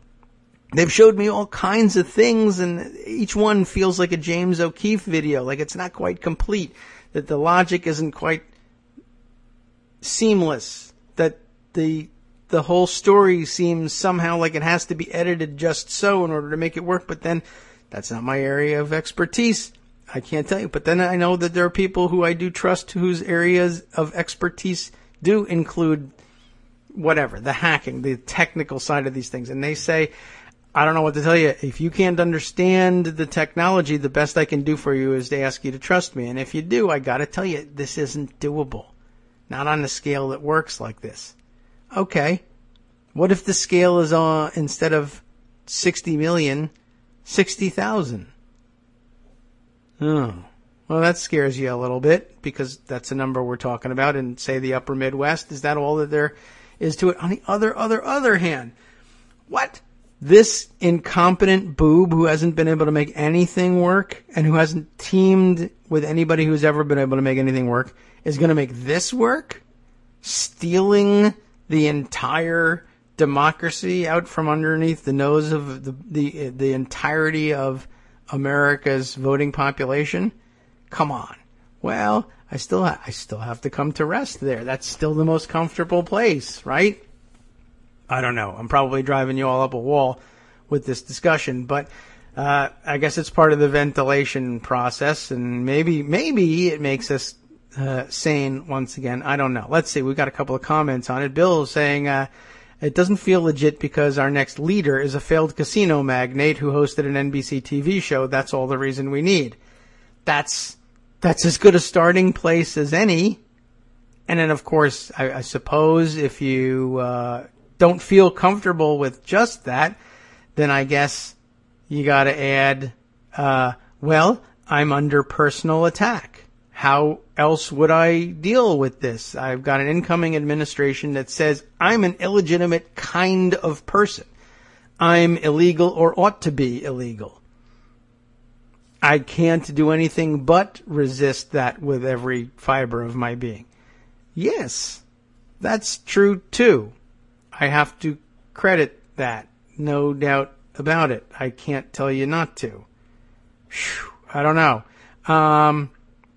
And, of course, other observations along the way. Parleo noting, everyone understands pencils, paper, and counting. No to electronic voting. Yes to easy registration. Yeah, well, yes and no. Well, everyone does understand pencils, paper, and counting. That's true. The electronic voting thing, I will say, I think a lot of people still do that regardless, which is amazing to me because, on the one hand, we've spent so much time questioning it, and I know everybody I know, certainly so many people I know in my area, would go to vote, and they offered for the longest time here in our Northern Virginia precinct the option. There's electronic voting machines and there's paper ballots. Which one do you want? And as silly as it felt, like after all of coming to the, doing all the listening, I wouldn't call it studying because it wasn't legitimately studying, but all the listening to people who said, this is weird, this black box bit, it doesn't make any sense. And it certainly intuitively made a lot of sense. Yes, you can, if the programming of the black box that does all the counting is proprietary, that will not do. We can't have that be happening, right? For obvious reasons. It's not transparent enough. If you can program a box to give you a result and program a box to say, by the way, when I push the self-audit button, you give me a self-audit that says everything's fine, regardless of whether it's fine. That's what we want out of you. That's the programming. Then you have a real mystery on your hands. But anyway, so here I was saying, I just don't think it's hackable per se. I'm told that it can't be done on the scale that would be necessary, or it can't be done without detection. Okay. And yet when I arrived at the polling place and they offered me the option, I said, yeah, I'll take the paper ballot. And of course you hear stories all over the country every year, every time, every election, primary, general, what have you, about touchscreen voting. That I wanted to vote for candidate X and I clearly am pressing candidate X and it would show up as a vote for candidate Y. And although, some people were at least able to say, although I was able to erase and correct it, it took me like 5 times. And they just said it was user error. And maybe it is, maybe it isn't. Maybe the screen is hinky and is just not as sensitive as it should be. And of course, a lot of these voting systems give you the, supposed fail-safe opportunity of saying, well, I just won't hit the accept button or the cast the ballot button or whatever they give you until I get it right. And they eventually do get it right. But then, of course, then you go away scratching your head that says, hey, I can figure out, at least I can conceive of how to program a box that will give me 2 choices, let me press whatever button I want, display whatever thing it is that's going to make me happy until I go away, and then tabulate it as something else. Yeah, okay. So I can design in concept that system once. How do I get it on every machine or enough machines to make a difference? I don't know. That's a problem that's beyond my logistical ability in terms of dealing with these things, but I suppose anything's possible. But it seems unlikely to say the least. Although I guess if you asked me to invent a situation in which it could be done, I probably would start by saying, well, if you start with a self-interested billionaire with unlimited resources, then I guess, okay, that does make things a little scary. But then, of course, how long have I spent on the air with Armando saying, yeah, but the problem with this particular self-interested billionaire is that he's not a billionaire. He doesn't seem to be able to come up with this money. On the other hand, he's certainly living as though he was one. And I guess if we've learned anything, and we have, and we've learned actual real things that are helpful, not what I'm about to assign to Arliss Bunny here, but if we learned anything about the discussion of monetary theory, it's that certainly a great deal of making the world go round. If money makes the world go round, then a close second would be if you can convince everybody that you've got money, you can make the world go round, even if you don't have it. And, a lot of that has to do with the way we conduct business these days. A lot of it is on credit or on belief that money will show up eventually. I mean, Trump just ran an entire campaign for which, if the past is any kind of indication, hardly anybody is actually going to get paid for the work that was done there. Although, I suppose, having brought it to a successful conclusion, it's entirely possible that they will end up sitting on a pot of gold so large that even the notoriously stingy, quote-unquote billionaire Donald Trump would feel compelled to pass some of that money out. Or he may just think that's just going to have to be part of the business model at this point. I can't do this all alone. I need to keep people around. People are only going to stay around if I pass out some money. That has always been a part of his business model. Certainly cheating people as far as possible is key to his business model. But I think he understands that there are certain repeat players in the game who have got to get paid at some point, and it's worth more to me in the long run to pay them in the short term than it is to try and steal their money now. I don't know. There's an awful lot to consider here. And so in the background of all this comes this reporting. And I know that there is auto-playing video in the background of some of this, so you'll have to excuse me when we land on it if it makes a little bit of additional noise. But let's start with the most...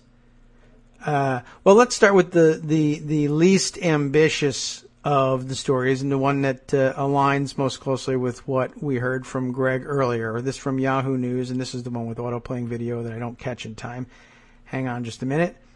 There we go. Oh, I might be able to actually catch it before it begins. Yes, Yahoo News' John Ward, their senior political correspondent, has this piece, Trump's victory stunned even GOP digital team.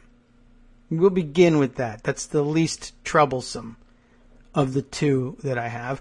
No one saw this coming, not the Trump campaign, not the National Republican Committee, or either, by the way. The best data inside the Trump campaign and the RNC had Donald Trump's chances of winning the presidency as a 1 in 5 proposition. That would be 80% likelihood of a Clinton victory, not entirely out of line with what was being forecast beforehand, right? So, last Friday, the RNC gathered a handful of reporters inside its Capitol Hill headquarters in Washington to share what its most up-to-date election model showed. RNC staffers thought Trump would win 240 electoral votes, 30 short of the 270 needed to win. They cautioned reporters that these numbers could change, and it was noteworthy that their projections were more optimistic than much of the public polling. But Trump was down 2 points in Florida, down 2 points in Iowa, down 2 points in New Hampshire, down 3 points in Wisconsin. Trump won Florida, won Iowa, won Wisconsin, and as of the publishing of this story, was in a tight race for New Hampshire. Now, I'll pause for just a second here to bring up something that will no doubt annoy you, make you grind your teeth in anger. But I just want to point out, having just read that passage to you, right? Down 2 points in Florida, down 2 points in Iowa, down 2 points in New Hampshire, down 3 points in Wisconsin. And yet, Trump wins Florida, wins Ohio, that too, but wins Iowa, wins Wisconsin, and as of the publishing of this story, in a tight race for New Hampshire, and I'm not even sure how that one came out. In the end, I haven't even gone back to look. But you get the point, right? So, just wanted to remind you of this little story, which I put aside based on a reminder for me, based on one of Katie Tour's election night tweets. And this is the entirety of the tweet. You'll get the point. A jubilant Michael Cohen yells out over the crowd, "Says who?" Do we remember what was supposed to be one of the defining moments of the farce that was, we thought, the Donald Trump campaign? Bald-faced idiocy and counterintuitiveness and a rejection of everything we knew about objective reality. Michael Cohen, who vaulted into our consciousness as Trump haters, first by saying what? That he was the guy, we all became aware of him when he said that there's no such thing as spousal rape. Remember, this is how he came into our consciousness. We began looking back when it looked like Trump was going to really be a force to be reckoned with in the primaries, and people began reading the books about him, and we realized, oh my God, at this point in time, Ivana Trump is still on record as saying Donald Trump raped me. Her. She never said Donald Trump raped me. So, and neither am I saying that either. But then again, the day is young. Anyway, so remember that was part of their divorce proceedings. And that got dredged up from the books, and everybody began passing that around. And Michael Cohen went on the air. And remember, again, I know this is a really small point in hindsight. Michael Cohen is counsel for the Trump organization, the business side, the Trump businesses. And yet he ended up taking on a huge role for the campaign, which ordinarily would be something that you would want to keep very separate. But then again, ordinarily you would have seen the guy's tax returns and he wouldn't have gotten anywhere. But he did. And he went on the air and he said, not only is this not true, but even if it was true, it wouldn't matter because there's no such thing as spousal rape. You can't rape your spouse, and he thought he was speaking legally as well as, I guess, out of personal belief, but I don't know. I don't know if I can project that much. But he certainly thought he was making a legal case because, hey, I'm the lawyer here. And then we were reminded, gosh, that hasn't actually been the state of the law in your state or anywhere you're licensed to practice for a very, very long time. That's nuts. You're actually also, in addition to being a terrible person, you're a terrible lawyer. And so we were introduced to Michael Cohen by the guy has no basis in reality. He says he's a lawyer, which is supposed to be a reality-based profession by definition, the most pragmatic reality-based profession there can be, I guess, if we talk to Armando about it, although it also means that it lends itself to saying, well, for strategic purposes, I'm willing to be totally unanchored in reality. And if it works, it works. And if it doesn't, it doesn't. Okay, we move on to the next case after this. But Michael Cohen, attorney, says no such thing as spousal rape. And we know he's objectively wrong. Then he shows up again. Really, probably the next time that we really see him in a way that's noticeable by the vast majority of election watchers is when he shows up I forget who it was that was interviewing him, and we all laugh in his face because the anchor says, but you guys are losing. And he says who? And she's like, polls. What polls? All of them. Ah ha ha ha. Michael Cohen, what an idiot you are. All of them. She's totally right. All of them. Says who? Says who we're losing. We're not losing. And now it turns out that we and reality, what we thought was reality, and this CNN anchor, so it doesn't hardly matter on a personal scale here, okay, you personally have failed here, as long with the rest of us. We only thought you were a success there because we all thought we were right about that. But weren't we? Didn't all the polls say that? They did say that. We didn't know that they were wrong, but were they wrong? I don't know, because as it turns out, I guess, the RNC certainly thought they were wrong, and in all likelihood, at the time, even Michael Cohen thought they were wrong. He just thought, well, I know I can get away with saying says who. It's something you can do. I'm used to being in court, and I can just say that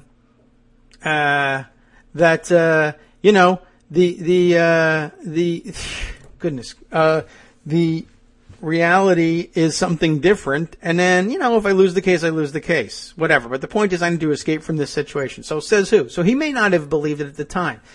Although a more intriguing possibility, if you're willing to entertain this kind of nonsense, and it is nonsense, I swear, because I'm reality-based, as if that means anything, is that, no, he didn't believe it at the time. The more intriguing, though, is that he did believe it at the time. He did know that something was going to happen that was going to make him right in the end, or else he would never have risked looking so foolish. Except, of course, he would risk looking so foolish. He looked that foolish on spousal rape, and he's still not wrong about that yet, until the new Congress comes in. Yikes. Well, it's not usually an area where federal law enters into things, but hey, all traditions are out the window now, right? Okay, back to Yahoo News. The RNC thinks he's down everywhere. And then, voila, he's up everywhere. The best data inside the Trump campaign was just as pessimistic as the public polling, right? Even the most optimistic models run by Cambridge Analytica for Trump showed him losing. And by the way, was Cambridge Analytica the guy who we found out was owed $750,000 by the Trump campaign, and Trump said, I'm not paying you? I'm just wondering if that was the guy. That's a totally different 10 minutes worth of musing about whether or not, would Trump be right in saying, I'm not paying you? You gave me the wrong information all this time? I mean, really, honestly, if that was the guy, right, and you're Donald Trump, and his excuse for everything for not paying is initially he just says you did subpar work. That's not really normally an excuse to get out of paying things entirely, but it seems to work for him because of the leverage he's got, rightly or wrongly. But lots of people understand that. That's certainly a popular sentiment. There's where you can understand where his supporters think he's a genius businessman. I've always wanted to be able to have his leverage, and I've always thought that it would make more sense if I were allowed to say, you did half the job, I'll pay you half the money. But contract law doesn't seem to work that way for me, though it does seem to work that way for him, which is just, by the way, evidence of rigging the system for the rich and against you, and that's real and it's true, and yet you voted for the guy who is rich and gets away with all of your money all the time. I don't understand that, but that's a project for every other day other than this one, for the next forever. Basically. Okay, so the best data inside the Trump campaign is just as pessimistic, and so he doesn't want to pay for it. And he's right. It turns out to be wrong. Unless, of course, the more intriguing possibility turns out to be right, that they were correct all along, and that everything was somehow rigged because computers in Russia. Okay, it's out there. Duly noted. So, as Cambridge's Matt Oskowski, best guess at that pronunciation, tweeted late Tuesday, Trump's support and turnout among rural voters was 10 percentage points higher than they had expected. Do you pay that guy or do you not pay that guy? Even the fact that the RNC held the data briefing at all I add, was evidence that it thought Trump was likely to lose.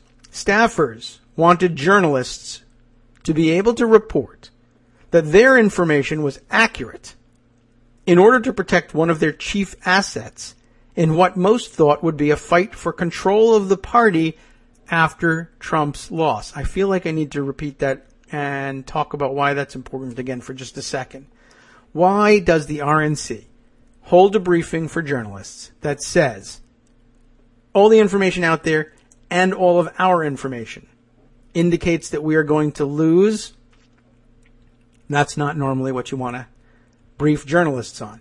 Why did they brief journalists on it? One, because inside the RNC they thought they were going to lose, and if they did lose, there would be a fight for control of the party between the Trump wing and the traditionalist establishment, what we call establishment wing of the Republican Party, and they wanted to retain control of what they say is one of their chief assets, the data, the access to it, the people who produce it for you, and the use of it to date has been an extraordinarily valuable asset for any party, any campaign. The data, hell, the last couple of years, and seeing what Nate Silver has done with data and what the Obama operation did with data and what we were told was being done with data for the Clinton team as well.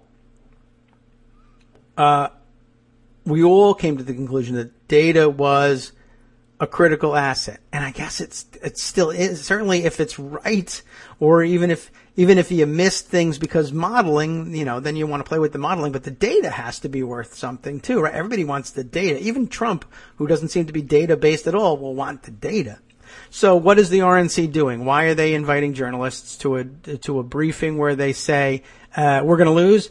The answer is they want to be right about it. Okay, we're going to lose, but I told you we were going to lose, and I told you by how much. So that means that our data is correct, that our data is still valuable, and if we do lose and say the Trump world spins off into another direction and insists that it was all wrong and that it was all rigged, then you can dismiss them as idiots. The reality reflected exactly what we told you it was going to reflect. They're the ones who are wrong. They're the ones who have the burden of proof for alleging any conspiracy to make it wrong somehow. And we're the ones that are reality-based, and we're the ones that you should come back to and talk to in the future and discuss agendas with in the future. And it's interesting. So in a way, we have the RNC protecting its access to the press, just as we always accuse the members of the press of protecting their access to members of the RNC or DNC or whatever establishment you care to point your finger at. So, yeah, it's a two-way street. So here they are having this briefing to say that we're going to be right, we're going to lose, but we're going to be right about how we're going to lose, and you need to stick with us as like the official establishment source.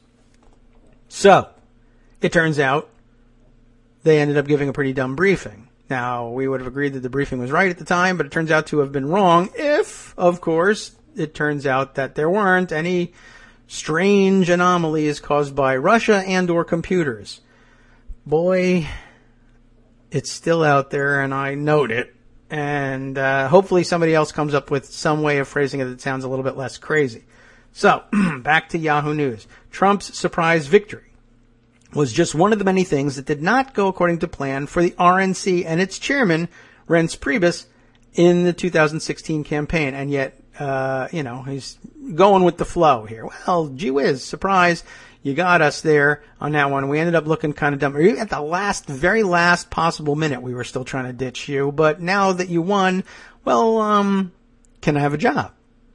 Yeah.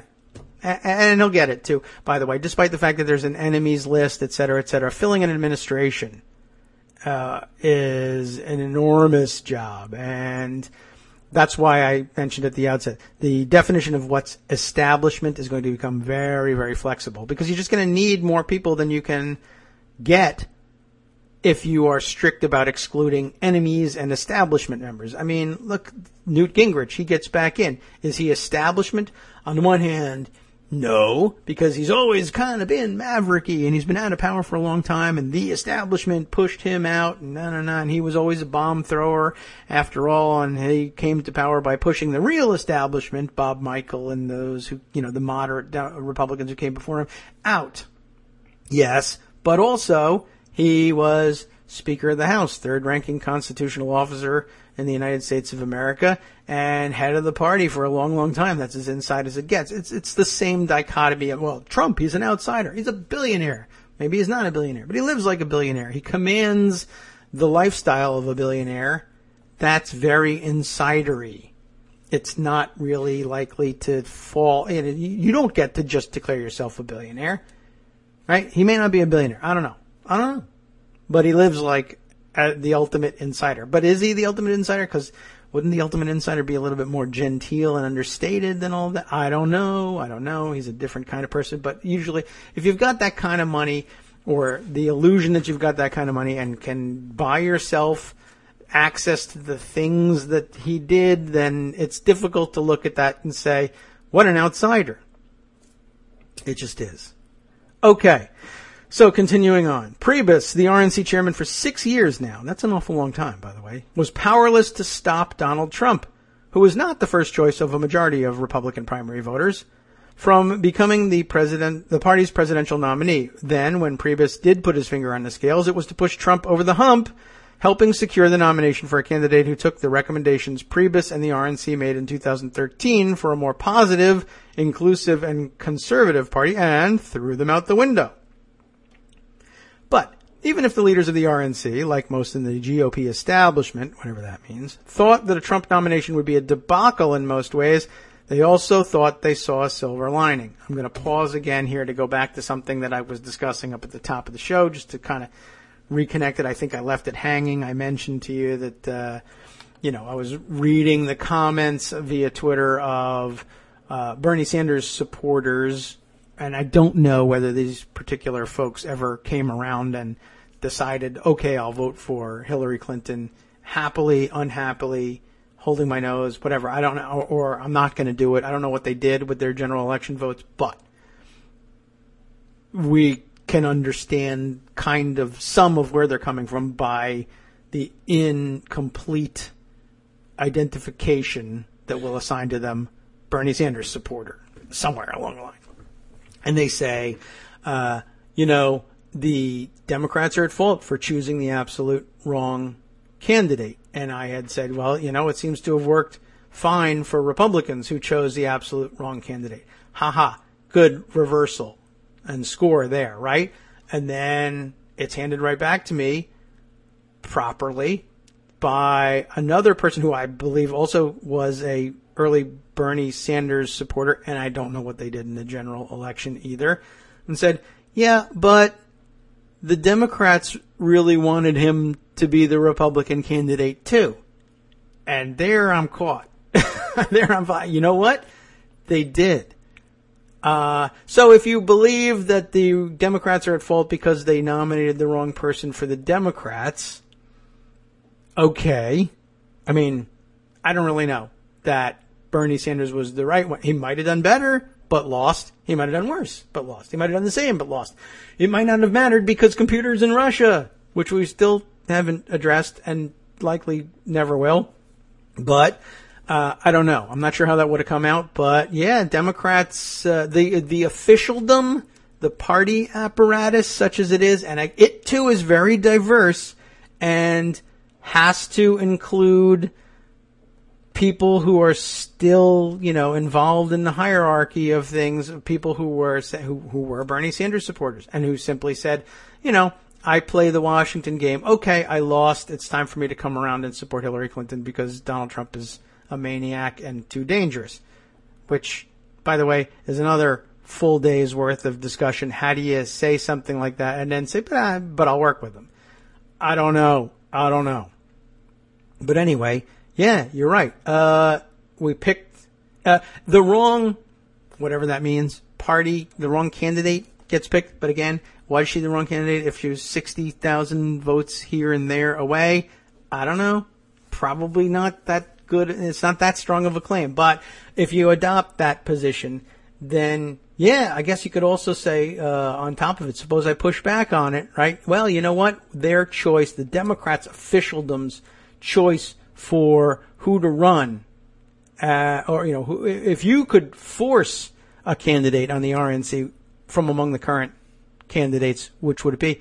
Almost universally there, the answer is, yeah, Donald Trump, he can't win. And then, I mean, I will tell you, I entertained that as a possibility, but I also kept coming back to the people who very correctly said, that's what they said about Ronald Reagan. And I said, that's right. That is what they said about Ronald Reagan. You're absolutely right about that. Wow.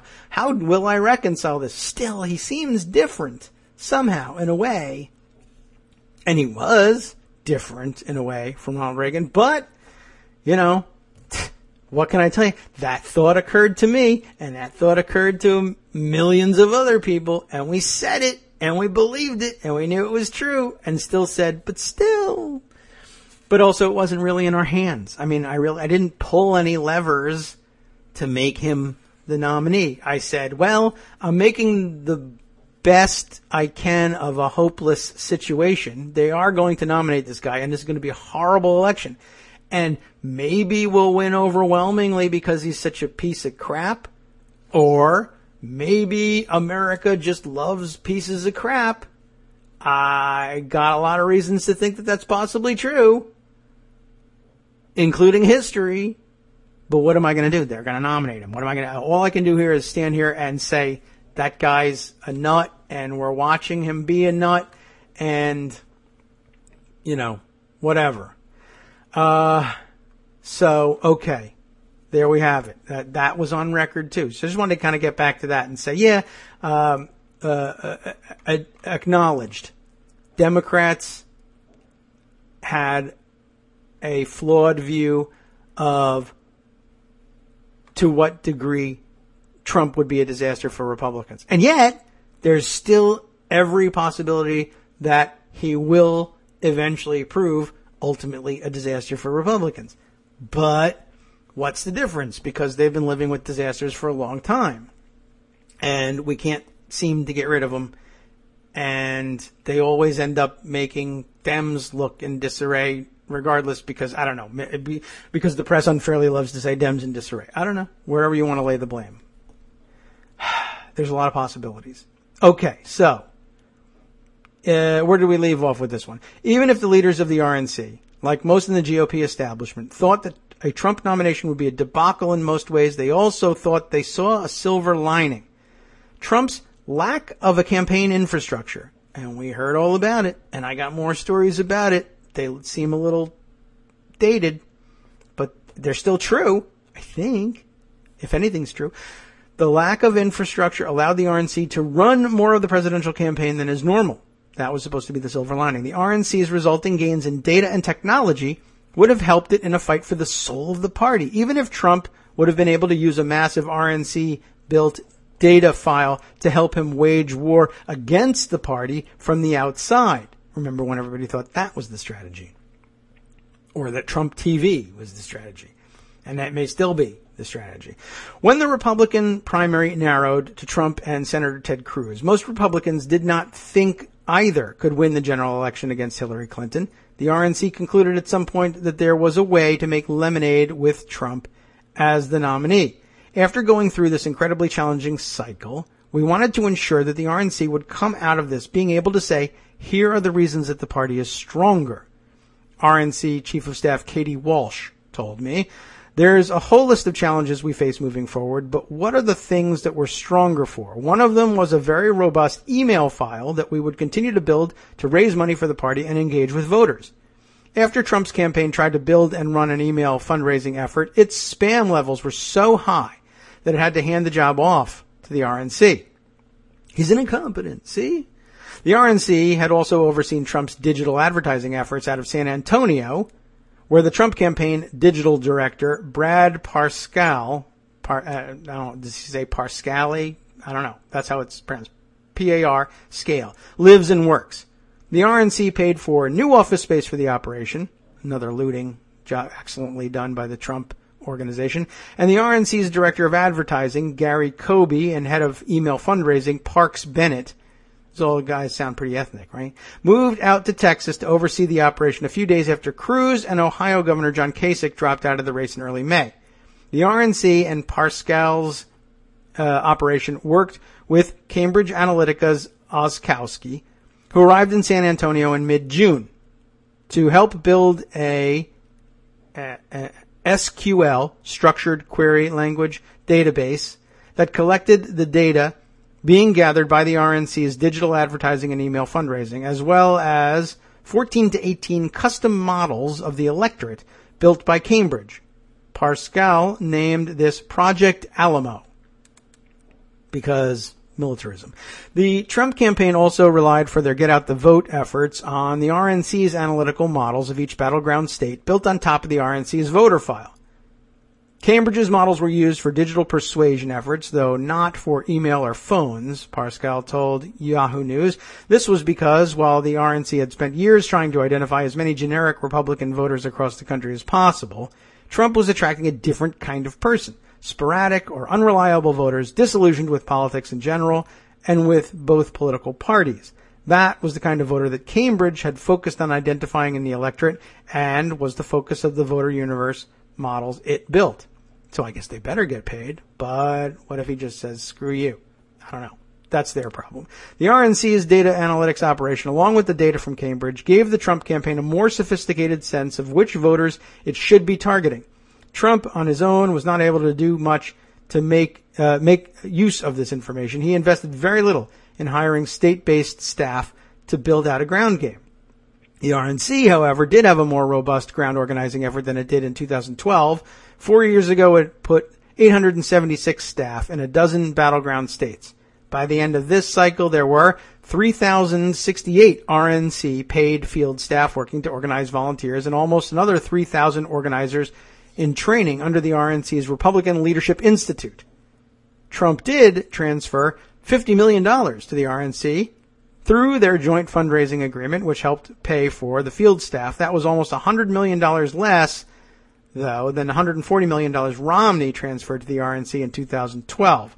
And so, when Parscale and others on the campaign bragged to a Bloomberg journalist that they had created a voter database of Trump supporters that the RNC did not have access to, the RNC top command pushed back. The idea to me that they could build this whole thing without us, I can't conceptualize how that would be possible, Walsh said. I also know that they have been running as a campaign from such a rapid pace. I don't know when they would have done this. Parscale called it a misconception that he or the Trump campaign somehow have something separated from the RNC in a way that is somehow going to hurt them. The RNC has been a great partner. They are the reason we are where we are, Parscale said in an election day phone call. Walsh spoke highly of Parscale's abilities, but did not mince words about his limitations, given the fact that he had never worked in a political campaign of any kind.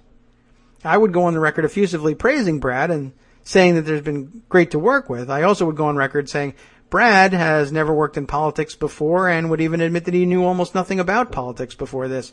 Walsh said. I guess that didn't matter. There were a lot of times when Brad would admit, yeah, I don't know. But he's a really smart guy, and what I love about Brad, to be totally honest, is that Brad admits what he doesn't know. That's always helpful. By all accounts, it was Walsh and Parscale that did a lot to mend relations between the Trump campaign and the RNC over the summer. Sounds like it. When the relationship between the two entities was fraying, still, Walsh believed Trump would use the data he'd built to build a brand for Trump that's going to sell, whether it be Trump TV or whatever Mr. Trump decides he wants to sell to that audience. What the RNC wants out of those people is to keep learning about them and engaging with them, as we all do, right? That's what we're instructed to do by the papers and Democratic leadership, right? And this is what this is all coming to eventually, although we're running out of time to do it. They want to learn more about them so that in 4 years we know what to tell our nominee to talk to them about, she said. We don't want them to buy anything from us right now. We don't need them to do anything with us other than to open an email every once in a while. We want engagement. We don't need to convert them in any real way immediately. We want them to keep talking. And all of that, of course, is now moot. But the GOP was no match for Trump, and he now owns not only the data, but the party itself. Well, gosh, that's a lot. And, so there's more to get to, of course, and we're going to be doing this for a long, long time. I'm not going to get to the what about Russia stuff yet today, but eventually we got to keep our eyes open on that too, because what if, right? I don't know. It feels so weird. Meanwhile, like I said at the outset of the show, you got Bernie Sanders and Elizabeth Warren and everybody else. And if you were a Hillary Clinton loyalist, Hillary Clinton as well. Say, well, we got to be open to working with Mr. Trump now that he's president-elect. Because after all, that's what we believe in on this side, and it would be unseemly for us to go back on that just because we lost. And the newspapers saying the same thing. And yet at the same time, we have this other looming issue of, well, what about Greg's model of co-option? Is it now incumbent on Democrats to say, well, should we not be paying more attention, let's say, to the writings of Chris Arnott and others who said we really need to learn to understand these people? And I know it's grating and horrifying to think about the worst of the deplorables that way. But now, of course, that was only half of the basket, right? Only one of the two baskets. Is there something salvageable from the other basket? I don't know. But on the other hand, on the one hand, there's the co-option model. This just one, provided not Russia and computers. And so basic political theory is take a look at it and see if there's anything to co-opt from it. On the other hand, it has always been the complaint of the more liberal wing of the Democratic Party that the Democratic Party's problems are chiefly rooted in the, ultimately, DLC attitude of, well, what we need to be is Republican light. Of course, they never said that explicitly, I don't think, but we all got the picture, and it certainly became something like that. So here's the question. Co-option or the other direction? I don't know. The answer, as usual, probably lies somewhere in between. Is there such a thing? I guess if you consider, say, for instance, Sanders and Sandersism to be, well, there are non-deplorable people that we can speak to about things that are not deplorable that they actually have in common, and there's been lots of thinking about that. But how do you convince people who say what we really need to do is total opposition that kind of co-option isn't necessarily the same thing as DLC style co-option? It doesn't have to be. There's lots of room for it not to be. But there's going to have to be a lot of talking about exactly what we're doing. And I don't know. There's a lot of nuance to this. We'll explore more of it tomorrow and next week and forever and for the next 50 years, no doubt. But what about things that will be considered for the rest of the show or the rest of the programming day here on Netroots Radio going forward, i.e. the after show with Wink and Justice coming up next. It is, of course, Thursday. That means it's the Thank God It's Joe Vidi version of the show. What's up? After organizing protests against Obama's 2 elections as president, a potential Trump Homeland Security chief says anti-Trump protests are illegal and must be quelled militarily if needed. In Trump's cabinet of horrors, corporatism, cronyism, and Sarah Palin run rampant, and Russia confirms direct contact with the Trump campaign before the election. From Daily Kos Radio on netrootsradio.com. You have been listening to the Kagro in the Morning Show with David Waldman. I have always told you that the after show bats clean up like no one else. They're getting to all the things that we needed to get to. There's so much more to consider. I told you it was a fire hose. 2 hours isn't going to be enough, but gosh, I can't handle any more. There's much more to come on the after show, even more than I told you about on their last half. So stay tuned. Wink and Justice take it next.